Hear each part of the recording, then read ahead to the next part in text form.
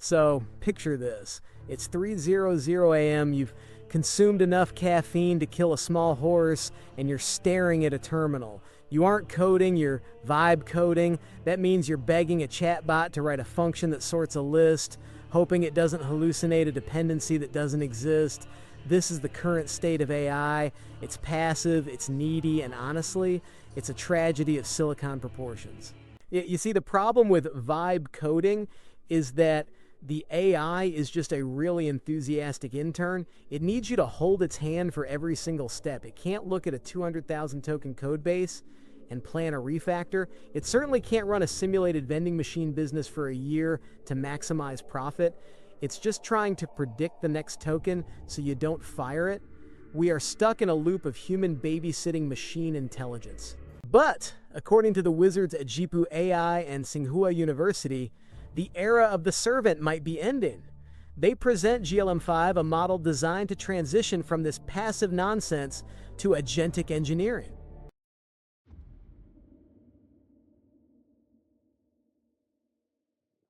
Now, let's peel back the curtain on this monstrosity. It's not just a bigger GLM47, it's a fundamental shift in how we interact with these digital beasts. First up, we have to talk about the architecture because you know I love a good parameter count. GLM5 scales up to a staggering 744 billion parameters using a mixture of experts MoE setup, but only about 40 billion are active at any time.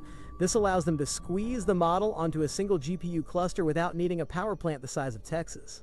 But the real magic sauce here is something called DSA, or DeepSeek Sparse Attention. Here's the technical deal. Standard attention mechanisms calculate the relationship between every single token in a sequence, which creates a quadratic complexity cost that explodes with long context. GLM5 uses a dynamic indexer to only attend to the most relevant key value entries, drastically cutting the compute cost for long sequences. Or, if you prefer the whiskey-damaged version of MeHab, it's like trying to have a conversation at a heavy metal concert.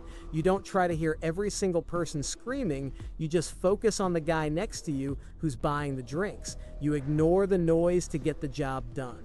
This efficiency enables the model to handle context up to 200,000 tokens. That's not just a chat history, that's entire repositories, legal briefs, and maybe a mediocre fantasy novel, all in memory. However, the real shift is in the training. They moved away from standard synchronous reinforcement learning to a fully asynchronous framework. Here's the technical deal. In synchronous RL, the rollout engine waits for the training engine to update weights before generating new data, causing massive GPU idle time.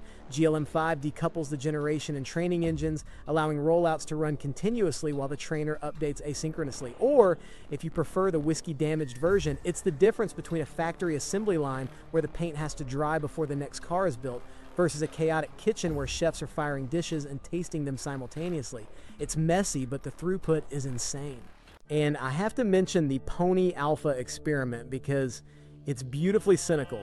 The team released an anonymous version of GLM5 on OpenRouter called Pony Alpha. They stripped the brand name to see if the bias against Chinese models was real. It was. The community loved it, guessing it was a leaked Claude or a secret OpenAI model.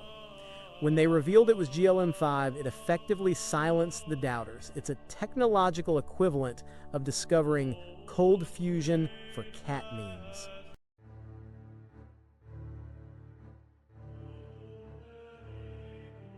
So, does it actually work, or is this just another marketing slide deck designed to secure more venture capital? Let's look at the receipts. Take a gander at Figure 1, which we've lovingly plastered on the screen. This isn't just a bar chart, it's a massacre. GLM5 is listed there as Z, and it is absolutely mopping the floor with the competition on humanity's last exam, SWE-bench verified, and terminal bench. But the most absurd metric is the Artificial Analysis Intelligence Index, V4O. GLM5 hit a score of 50. That is the first time an open weights model has hit that mark. To put it in perspective, look at the bar chart in the visuals labeled Figure 6 or your local equivalent. Claude Opus is at 53, GPT-4 is at 51, GLM5 is sitting right there at 50, waving hello.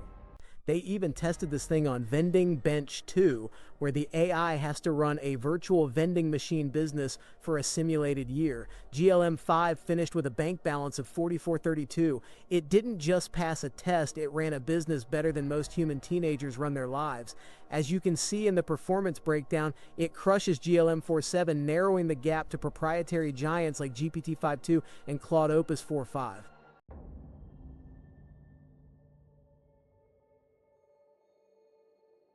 So, what does this mean for you, the sad human staring at the terminal?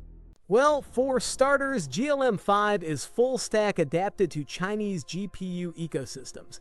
They optimized it for Huawei Ascend, More Threads, and 7 other domestic platforms. This means if you are locked out of NVIDIA exports, or if you just want to save 50% on deployment costs, this is your golden ticket. They implemented W4A8 quantization and custom fusion kernels to make it run on hardware that Western papers usually ignore. It also supports interleaved thinking and preserved thinking. This means the model can reason before it acts, and it remembers that reasoning across multiple turns. It's not just vomiting code, it's planning, executing, and correcting itself. It effectively turns the AI from a vibe generator into an actual engineer.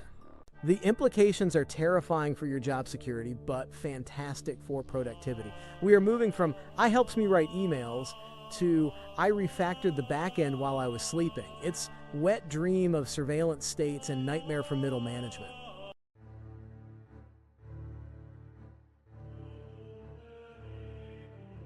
To wrap this up, GLM5 represents the end of the vibe coding era. We are transitioning from a human-in-the-loop paradigm where the AI is a passive tool to an agentic paradigm where the AI is an autonomous problem solver. It combines massive scale, efficient sparse attention, and asynchronous training to achieve state-of-the-art results on coding, reasoning, and long-horizon tasks. The Pony Alpha stunt proved that the tech is good enough to bypass geopolitical bias. The benchmarks show it's competitive with the best proprietary models in the world. So the question isn't, can AI code anymore? The question is, can you manage the AI that codes better than you?